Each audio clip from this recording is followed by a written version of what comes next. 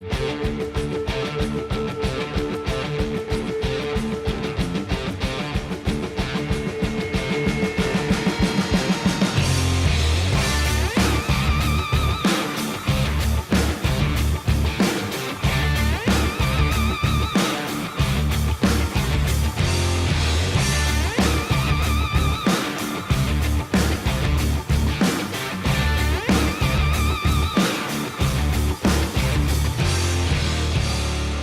right, guys, welcome back to Jerk Block Talk. I'm Jason Fernandez. I'm here with Phil Sabatini. We're here at CrossFit Rife, and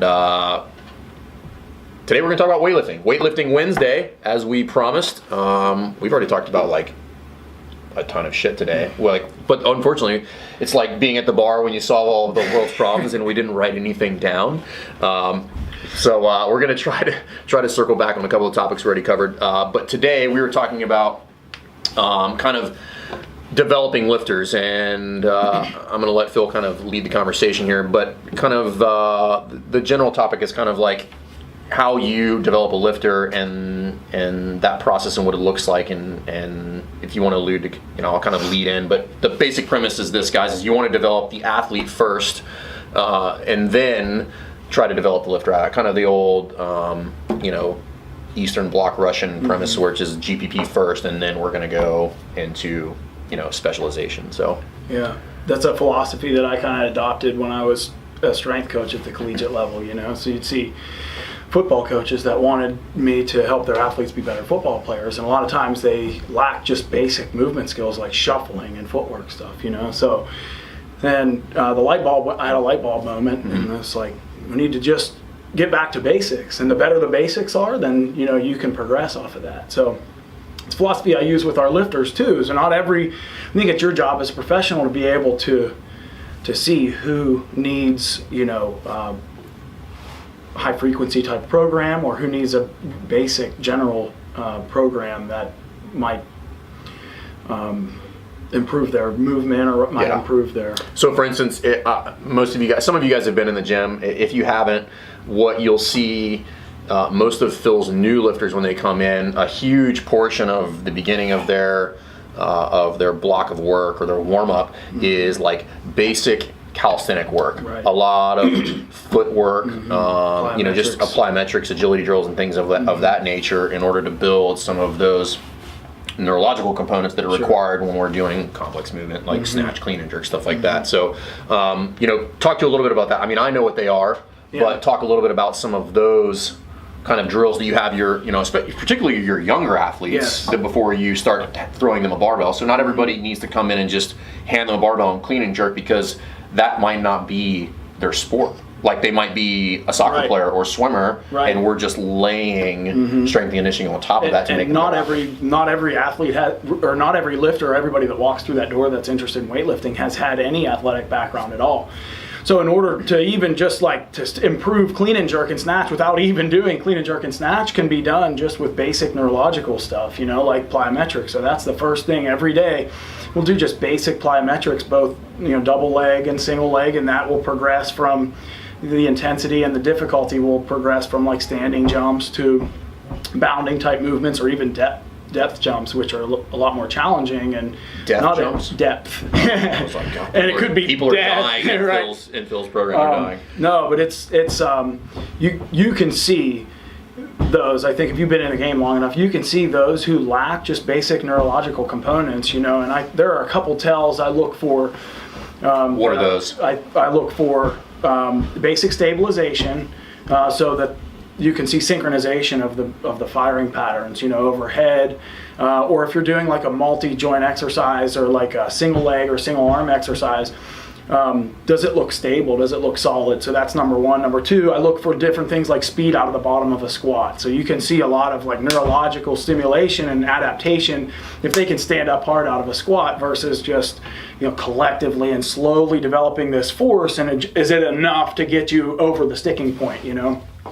So I think, like, if we were going to dumb this down, the difference is really just establishing: am I dealing with somebody who is an athlete or who has some sort of athletic background, or do I have just a completely blank slate where I have to build athletic capacity? So if you are one of those folks that grew up playing baseball, soccer, basketball, football, then there's some things that we arguably could forego. Like, I don't need to get in there and do agility drills. Like, if you come in and I put you on a speed ladder and you can do a series of movements, like, we're good. We can move on to the next thing. But some people, you give them an agility ladder and, like, it's just a shit show. Like, they don't have that, that coordination. They don't have the hand-eye coordination. The feet and the hands don't move together like they would for somebody who has an athletic background. So you have to start there, potentially, before you give them a barbell and ask them to do, a very complex movement. I think as a professional too, as a coach, you're doing yourself a disservice by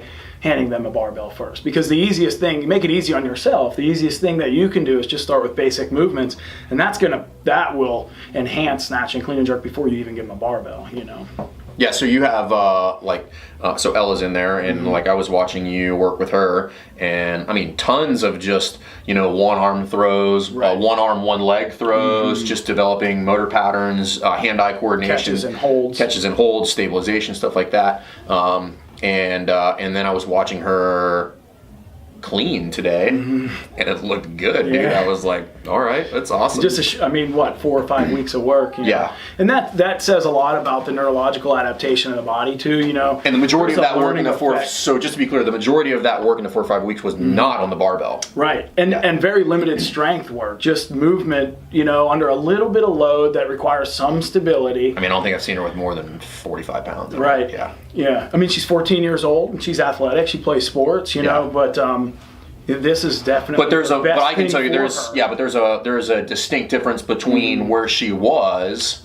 Right. And now where we are today. And that was a very short window of time, 4 to 5 weeks. So that's what I'm saying. That neurological adaptation happens quickly. And it has nothing to do with increasing the size of your muscles. It has nothing to do with necessarily improving a lot of strength. We're not beating her up with a barbell. It's just that she's gained some access and some control over her nervous system, and it shows in a lot of her movements. Practice of skills and drills. We talk about that in a level 1 course. There's a difference between trying to develop speed and power, and then trying to develop those skills and drills that require double unders is a perfect example. Like, you don't need to be strong, but that require, if I don't have that skill, there's a specific amount of speed, timing, rhythm that has to happen there, and that you can only do that through practice. And that's a fairly high skill movement for some people, but it's probably a great tell if somebody can come in and they can just pass the rope twice under your feet, and if they pick it up, okay, you're an athlete, I got it. Or if you have them just throw something, here's a ball, just throw it over there, okay, now it gives you a better idea of what I have to work with. Where I need to focus my effort so I can be a little bit more efficient, and this kind of bleeds over into programming.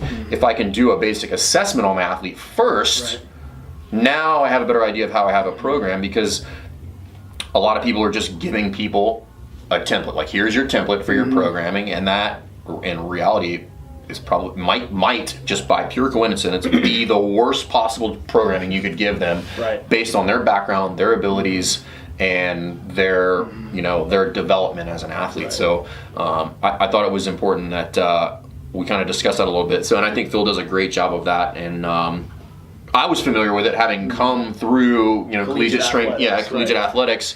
But I think and which is kind of the point of this whole show, is that there's certain things that sometimes we take for granted, because that's just the way that that's the way it was done. And if you work in Division I athletics, I mean, you're very rarely going to get somebody who needs a lot of... Yeah, you're not going to get, nobody's walking into the weight room who's not an athlete. Most of them, require,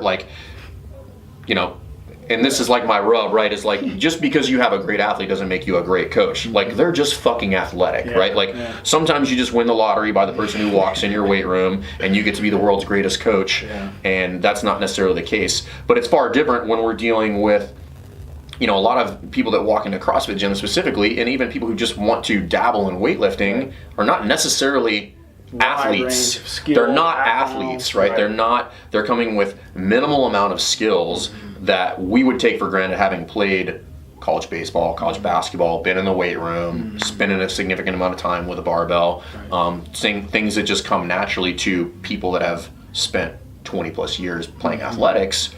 You take that for granted and you forget to do that basic assessment on somebody to find out, where is my starting point actually? Like, I know how to teach and this is kind of what we were talking about, is like, you know how to teach the lifts, right? So like most people in the CrossFit community at this point are familiar with snatch and clean and jerk.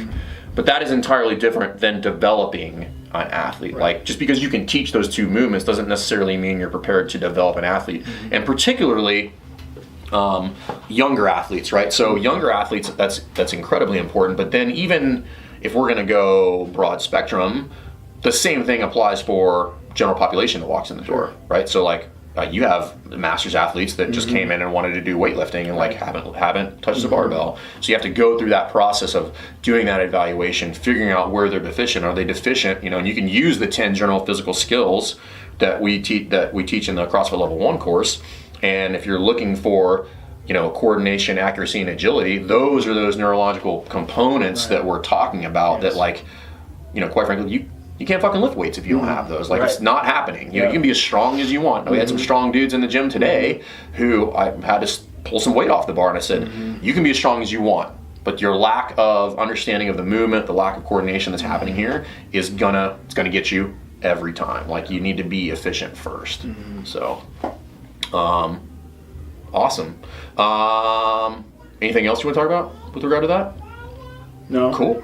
All right. We do I mean, well, I guess to go off of your point about that, about being able to see that, we always will start with like a 2 to even sometimes 5 week introduction that are really basic movements, and it's weightlifting based, and it has like some plyometrics to it. But it's their introduction into the style of training that we do. But it's also an opportunity for me to see where to go from there. Yeah, absolutely. And if it's 2 weeks, okay, this guy can move, or this girl can. I think I started on that when I came. Yeah, it was and just then a basic. Okay, then we get moving on something a little more concentrated, or it's 5 weeks, and then we continue that into a really basic developmental phase. Yeah, it's a marathon, not a sprint, right? It's like we have time. Cool.